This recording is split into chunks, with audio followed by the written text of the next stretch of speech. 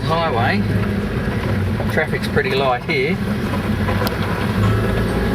In fact, in the 5 days that we've been here, we've only seen 2 vehicles.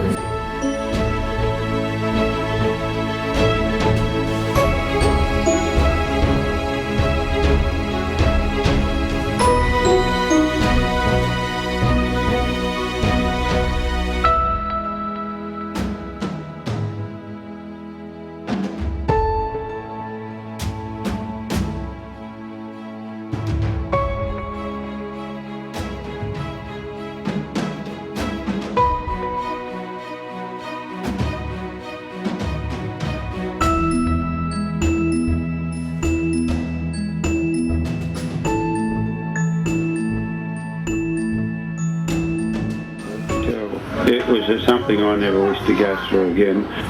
When the wind changed, a coconut tree fell on one edge of the roof, and that's what started the roof peeling right up, and it just peeled, and you could hear the houses. Boys were so great, and the wind was so devastating, and there was the screaming of people and so forth, that it was just something out of a horror movie. That's about all. This old World War II airstrip, and we've just come down for a look. We're just cruising along and see where it goes. Construction of this McDonald airfield began in March 1942 with US engineers before the RAAF took over control in November 1942. Then Dutch and Australian pilots using Mitchell bombers started their sorties in January 1943.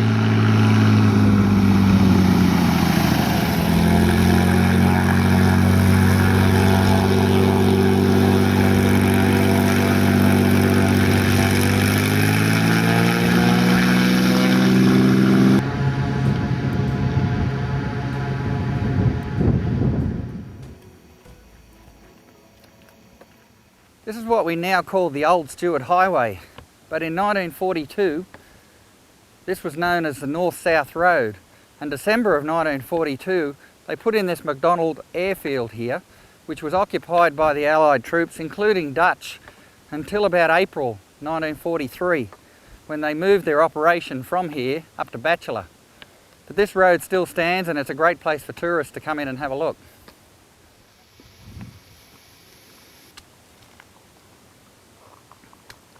We've come to the end of the walk here to what's the camp, and we found this old water well. It's obviously been dug out.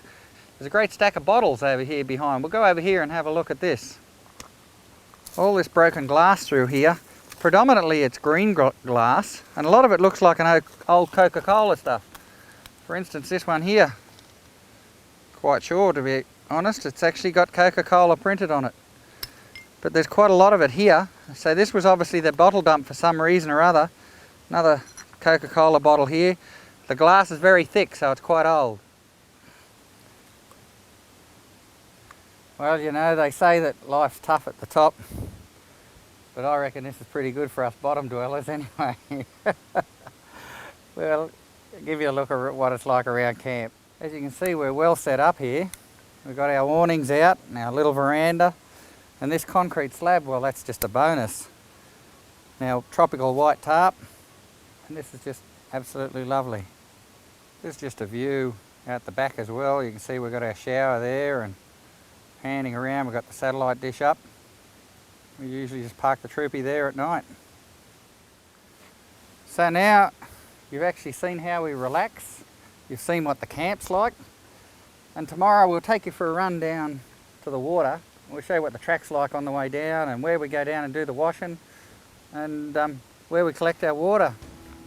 Well, as promised, let's leave camp and we'll go and get a bit of water. We'll show you where we go to get that. As you can see, driving through here is a little bit tight in places, but it's not too bad for the van to wriggle through. Now out across the airstrip, looking both ways. Down the original North-South Road, or what is now the Old Stuart Highway, we arrive at the creek.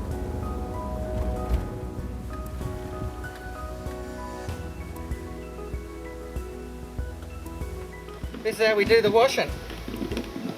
And of course the wringing as well. Well, there you have it, the washing's done. We've got 115 litres on board from this lovely supply of water here behind me, and we'll go back now and hang out the clothes to dry. What a great place to live.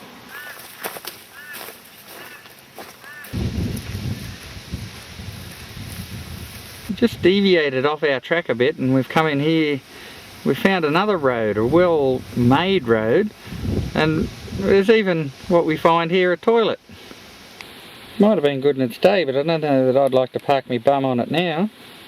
These old water drains were probably put in during the World War II occupation when they built the airfield, because it's a fair effort, but it's an effort to put in a bit of a culvert under the road here, and we're on the track that's going down to the river, so obviously this was some effort to channel this water away from the roadway.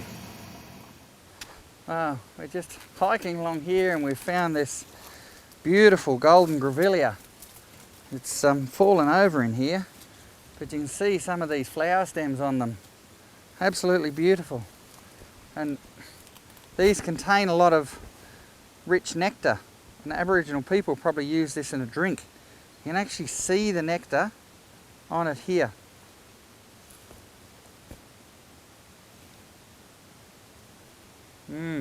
Very sweet. It's nearly, it's almost like the taste of honey. Very sweet, beautiful. Pretty amazing that is. Look at the way that,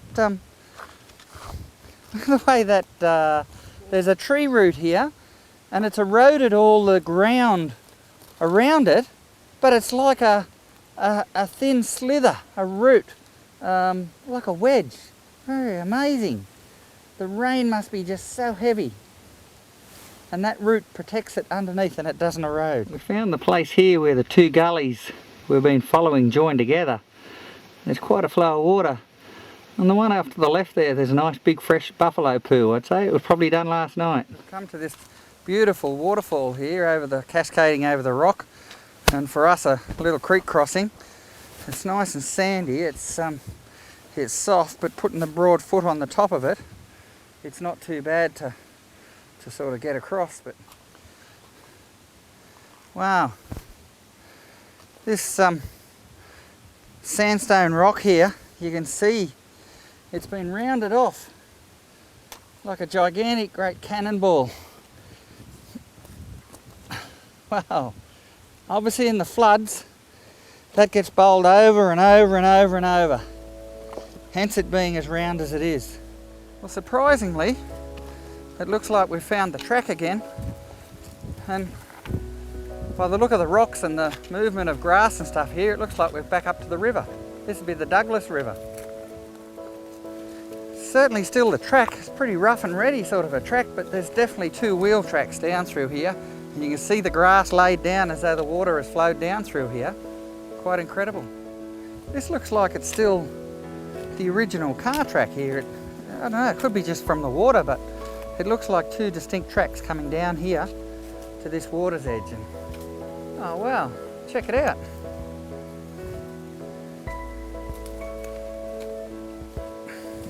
This might be crocodile country here, but it's quite lovely, this. This is quite lovely. Very lovely. Nice rocky bottom. Beautiful. Well, there's Roy having a cool off in the water over there. He's in about 2 inches of water in case there's crocodiles though. Well, that was pretty good. We've sat in the water there and we've had lunch and we've had a nice swim for, I don't know, a couple of hours, and we're going to try and follow this track. This is an old road track, so we're going to try and follow this now, see how close we can get back to camp. Well, we were going to go down to the river tomorrow, but we can't wait till tomorrow. We're pretty hot now after walking back, so we're going this afternoon. It's about 10 to 3. We'll see how long it takes us to get down there.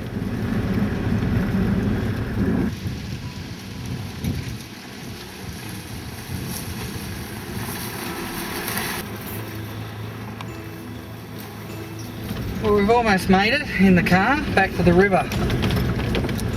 Only a little way to go, so it hasn't been too bad actually.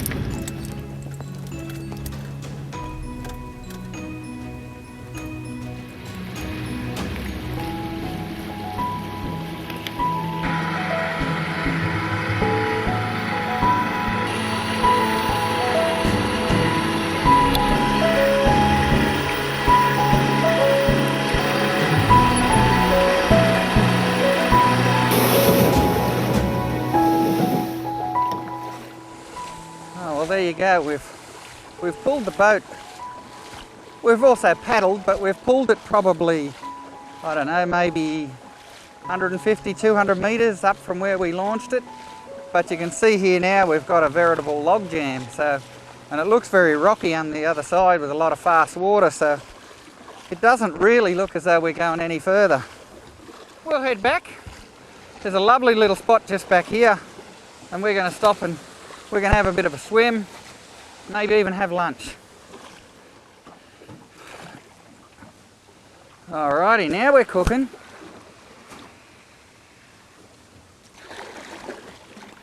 Well, this is quite nice, but you might hear a bit of a crunch here in a second because we're coming to a few rocks.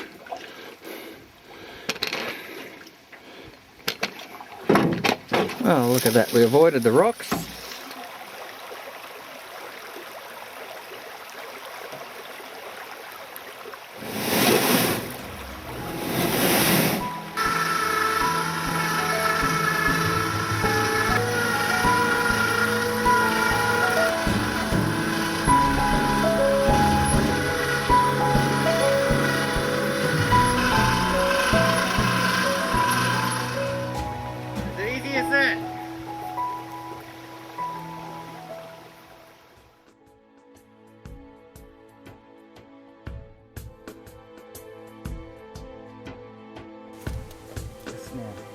Go back there. Do you know where you were behind me?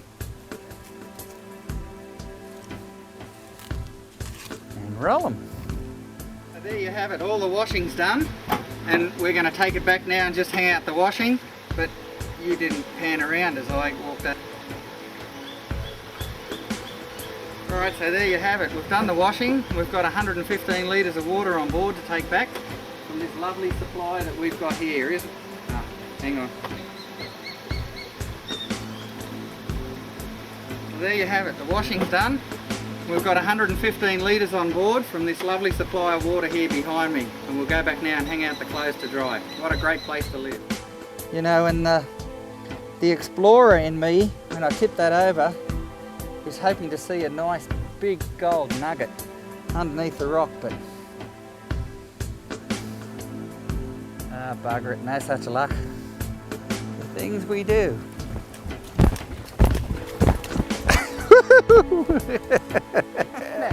Geraldine and I were discussing Bear Grylls. Geraldine reckons that Bear would take all his clothes off to get across here. I don't. I see him trudge through things and get wet feet, so... what the hell? Trudge, trudge, trudge! I'm bloody glad there's no crocodiles in this water. Well, at least we hope there's no bloody crocodiles in this water. I'd be running on top of the water, not on the sand.